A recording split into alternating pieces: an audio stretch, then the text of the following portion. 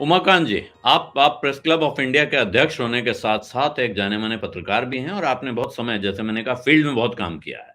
Field में अक्सर इस तरह की मुसीबत सामने आती है, भाई फलाना कार्ड दिखाओ, फलानी चीज दिखाओ, ऐसा होगा तब एक्सेस दी जाएगी।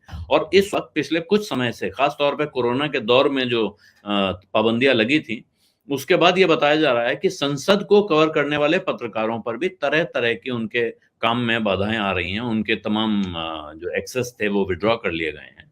उनको जी। जहां वो पहले जाते थे वहां पहुंच नहीं पा रहे हैं। बहुत सारे पत्रकारों को अब संसद में जाने नहीं दिया जाता है। तो ये आपको लगता है एक एक बड़े, जैसे अभी सीमा ने कहा, एक बड़े डिजाइन का हिस्सा है, लेकिन उस डिजाइन के और कहां कहां हमको संकेत दिख रहे हैं?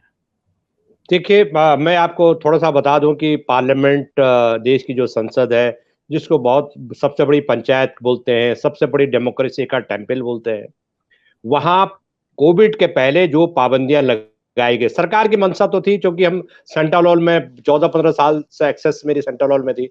हम सेंट्रल हॉल में बैठते, तो इस सरकार के आने के बाद ये सरकार बहुत इजीनेस, मतलब सहज महसूस नहीं करती थी। और इस सरकार के जो मेंबर ऑफ पार्लियामेंट थे, उनको हम कहते थे कि आप क्यों नहीं आ रहे सेंट्रल हॉल में गपशप करने, तो वो कहते थे कि हमने मना किया गया है, हमको, हम यहाँ सेंट्रल हॉल में बैठने से मना किया गया ऊपर लेवल ये पर। कोरोना से तो पहले की बात है। ये प्री कोविड पहले की बात, ये 2015-16 से शुरुआत हो गई थी। और हम्म। ये शुरुआत हो गई थी, और मिनिस्टर्स भी केवल अरुण जेटली आते थे जब वो जीवित थे, और वो बैठते थे, गपशप करते थे। उनके रहते हुए नहीं हुआ ये।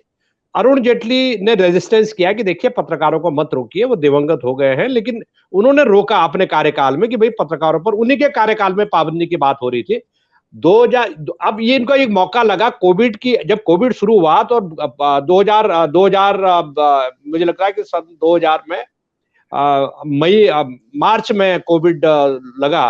तो उस समय सेशन चल रहा था, बजट सेशन चल रहा था। मैं भी जो बजट सेशन की शुरुआत थी वहां गया, कोई पाबंदी नहीं थी। जैसे ही कोविड की पाबंदियां लगी, और उन दिनों बजट सेशन के बाद बीच में छुट्टियां होती बजट पेश करने के बाद, जब बाहर इनको एकदम, इन्होंने एकदम ब्लैंकेट बैन लगा दिया कि पत्रकार केवल पीटीआई, यूएनआई, दूरदर्शन वगैरह वगैरह आएंगे, और उसके अलावा कोई पत्रकार नहीं आएंगे। तो हमने हमने कहा ठीक है, नहीं आएंगे भाई, कोविड है, सबको खतरा है सबकी जान का। लेकिन पूरी दुनिया से कोविड हट गया।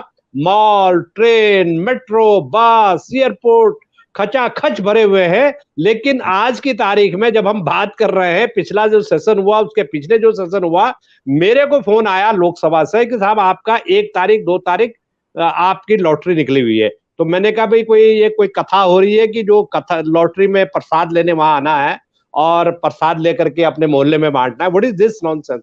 मैंने उसके बाद इस प्रोटेस्ट में पार्लियामेंट में नहीं गया। मेरा आज भी परमानेंट पास है, पास मैंने जरूर रिन्यू किया। तो हालत यह है कि पार्लियामेंट से एक शुरुआत हो गई है। सारे देश के राज्यों को, उत्तर प्रदेश में सुना कि ये शुरुआत हो गई है। गुजरात में जो गुजरात मॉडल है, वहां तो पहले से ही, आज से 15-20 साल पहले ये शुरू हो गई थी। और गुजरात के कुछ जाने माने पत्रकार थे जो वहां से पलायन कर गए थे, उनका एक्रेडिटेशन में रोक दिया गया। तो मुझे लग रहा है कि जो आपका प्रश्न है उसका शॉर्ट में जवाब दे दूं मैं कि ये प्री स्क्रिप्टेड है। ये एकदम, ये कहानी का एक ट्रेलर है।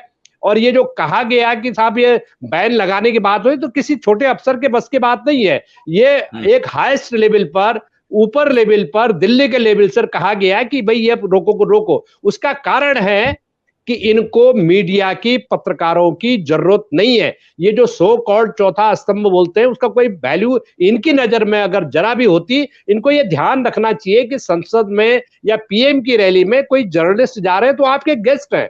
एंड जर्नलिस्ट जो है देश का सिटीजन भी है, देश का नागरिक भी है। वो जर्नलिस्ट कोई अमेरिका, लंदन से नहीं आ रहा है, उसका कोई इंटरेस्ट नहीं है बिलासपुर या मंडी में रैली कवर करने में। वो आपका गेस्ट है, वो जर्नलिस्ट है, वो आप पे एहसान कर रहा है कि वो आपकी रैली को कवर कर रहा है, आपकी बातों को जनता तक पहुंचा रहा है, एक सेतु का काम कर रहा है। तो मुझे लग रहा है कि ये एक अनडिक्लेयर्ड इमरजेंसी है। इसलिए भी कह रहा हूं मैं कि इमरजेंसी में भी, जिसको एक काला अध्याय हम सब लोग बोलते हैं, हमारे जो सीनियर थे वो भी कहते थे, लेकिन मुझे लग रहा है कि इस तरह की जो पाबंदी है वो इमरजेंसी में भी नहीं लगी थी। इमरजेंसी में भी किसी के एक्सेस पर, हाँ, लिखने लुखने पर, एक्सेस पर कहीं कोई रोक इस लेवल पर नहीं थी जिस लेवल पर यह सरकार उतरी हुई है। और एक संदेश है कि इलेक्शंस में, कोई भी आप इलेक्शन कवर करने जा रहे हैं तो आपको वही चीजें छापनी पड़ेंगी, वही पत्रकार जो आपको पसंद है, सिस्टम को पसंद है, सरकार को पसंद है और बीजेपी को पसंद है, वही लोग कवर करेंगे, बाकी नहीं। जी। सत्य हिंदी का ऐप डाउनलोड करें गूगल प्ले स्टोर पर।